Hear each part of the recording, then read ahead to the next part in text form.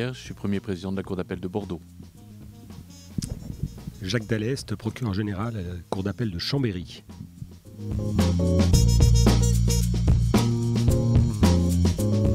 Alors je pense qu'on peut dire deux choses. D'abord, c'est que cette crainte elle est relativement légitime parce qu'effectivement, si à un certain moment on a pu parler d'une sorte d'impunité juridique des services de secours, il y a maintenant un certain nombre de réclamations qui sont formées contre eux et qui peuvent donner lieu, Jacques en parlera, à des enquêtes pénales et un peu plus fréquemment aussi à des mises en cause civiles de la responsabilité des services de secours à qui on demande de participer à l'indemnisation des préjudices qui ont été subis au motif que des fautes, des erreurs ont été commises.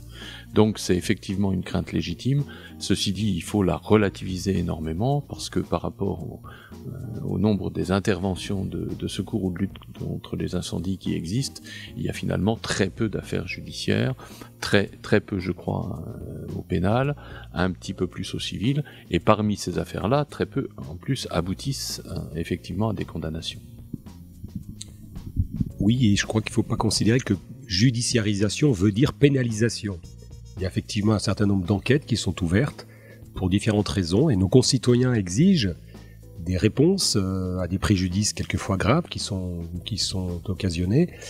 Mais au final, il y a peu de procédures pénales et encore moins de condamnations des membres de services de secours. Elles restent très exceptionnelles, mais on le voit aussi dans d'autres métiers. On a cette même interpellation venant du monde économique, du monde du sport, et on s'aperçoit que même si les faits peuvent être marquants, il y a très peu d'affaires. Donc il ne faut pas avoir une crainte démesurée dans ce domaine.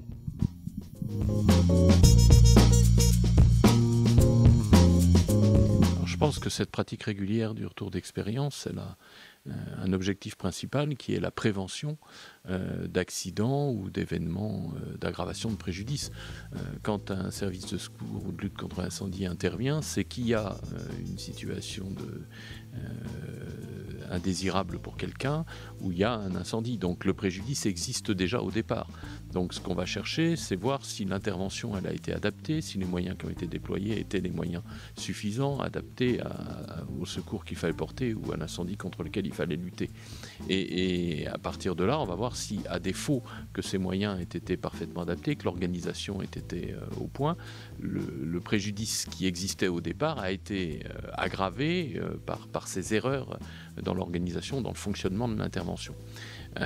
Et donc, le rétex, c'est essayer d'identifier ce qui peut être amélioré pour apporter effectivement des corrections dans les process qui seront mis en œuvre par la suite, dans l'organisation, dans la définition des moyens adaptés à mettre en œuvre pour telle ou telle opération de secours ou de lutte contre l'incendie. Et plus généralement, ça va intégrer aussi la formation des sapeurs-pompiers, et donc c'est absolument essentiel que cette formation, elle se base sur des retours d'expérience réelles et pas seulement sur des études théoriques. Chaque affaire est en soi constitue un possible retour d'expérience, et d'ailleurs les procédures judiciaires, quand elles sont engagées, peuvent servir utilement au retour d'expérience, puisque la procédure mettra tout à plat. Y a-t-il eu des erreurs, des fautes, des problèmes de formation, de moyens, de dispositifs mis en place? Et tout ça pourrait être très utile à l'avenir. Et moi, je parle souvent d'une justice pédagogique, et pas seulement punitive éventuellement, mais qui puisse apporter des pistes de réflexion, d'amélioration de la pratique à l'avenir. Donc c'est tout l'intérêt d'ailleurs d'avoir plus de proximité entre le monde judiciaire et le monde du secours en montagne, du secours aux personnes, pardon.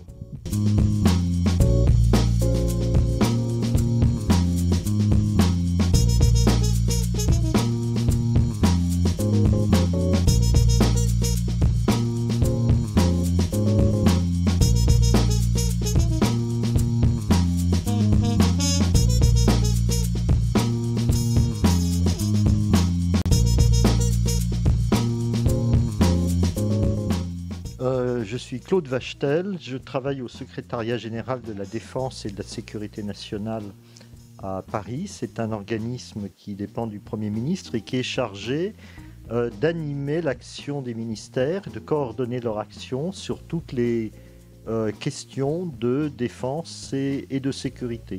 Donc sur un champ très large qui va, par exemple pour ce qui me concerne, des risques majeurs aux risques sanitaires, et donc l'ensemble des mesures qui concernent les différents ministères.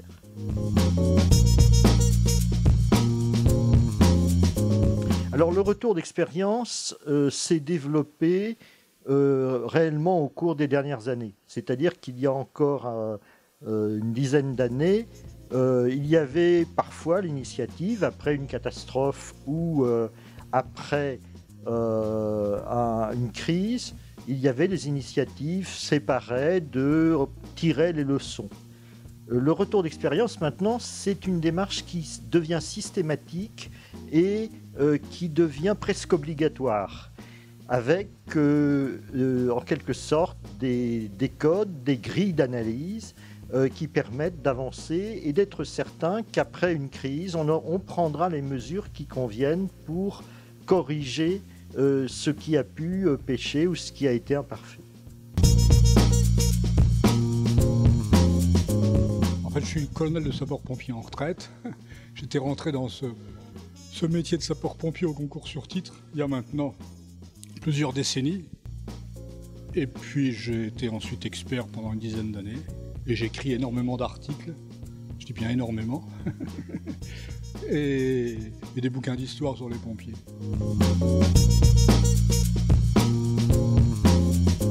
Parce que le monde entier écrit, les sapeurs-pompiers du monde entier écrivent, et c'est bien apparu dans les débats de ce matin, il n'y a aucune peur à avoir à écrire sur ce qu'on a vécu opérationnellement.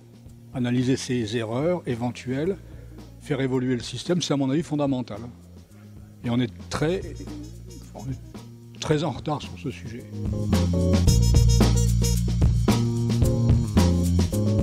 Mais comme dans une industrie, on analyse les productions pour les faire évoluer. Chez les pompiers, la production, c'est l'intervention, la prévision, la prévention. Donc en écrivant, en analysant, on fait évoluer la production, donc les interventions, la prévision, la prévention. C'est tout. C'est une logique industrielle qui est tout à fait normale. La firme Peugeot fait des voitures, nous on fait des interventions.